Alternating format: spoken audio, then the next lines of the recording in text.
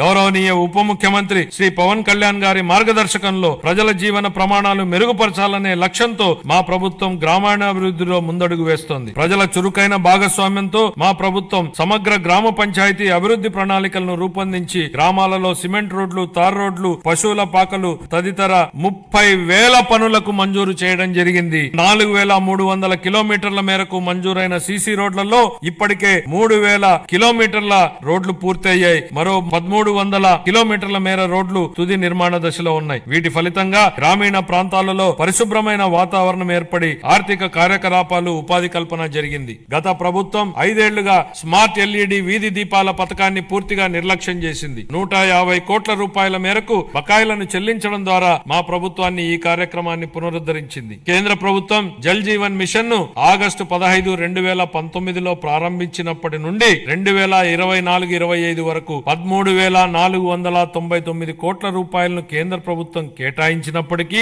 గత ప్రభుత్వం మన రాష్ట్రాన్ని సకాలంలో విడుదల చేయకపోవడం వలన కేవలం 2,255 కోట్ల రూపాయలను మాత్రమే వినియోగించుకోగలిగింది. ఛత్తీస్గఢ్, జార్ఖండ్, గుజరాత్, ఒడిశా వంటి రాష్ట్రాలు 23-24 సంవత్సరానికి కేంద్రం నుంచి మనకంటే తక్కువ కేటాయింపులు పొందినప్పటికీ మన రాష్ట్రం కంటే ఎక్కువ నిధులను వినియోగించుకున్నాయి. మా ప్రభుత్వం ఈ పథకాన్ని పునరుద్ధరించడానికి చొరవ తీసుకుంది. మా ప్రభుత్వ అభ్యర్థన మేరకు ఈ పథకం గడువును 2028 వరకు పొడిగించిన కేంద్ర ప్రభుత్వానికి ఈ గౌరవ సభ ద్వారా ధన్యవాదాలు తెలియజేస్తున్నా. దీనిలో భాగంగా సుస్థిర ఉపరితల నీటి రిజర్వాయర్ల నుండి 95.44 లక్షల గ్రామీణ గృహాలకు నీరందించాలని మా ప్రభుత్వం లక్ష్యంగా పెట్టుకుంది. మహాత్మా గాంధీ జాతీయ గ్రామీణ ఉపాధి హామీ పథకం కింద 45.3 లక్షల కుటుంబాలకు చెందిన 72 లక్షల మందికి ఉపాధి కల్పించడం జరిగింది. మా ప్రభుత్వం రైతులకు మేలు చేకూరేలా పొలాలకు అనుసంధాన రహదారులు వేస్తోంది. అన్ని గ్రామాలలో స్వచ్ఛ భారత్ మిషన్ కింద ఘన మరియు ద్రవ వ్యర్థాల నిర్వహణ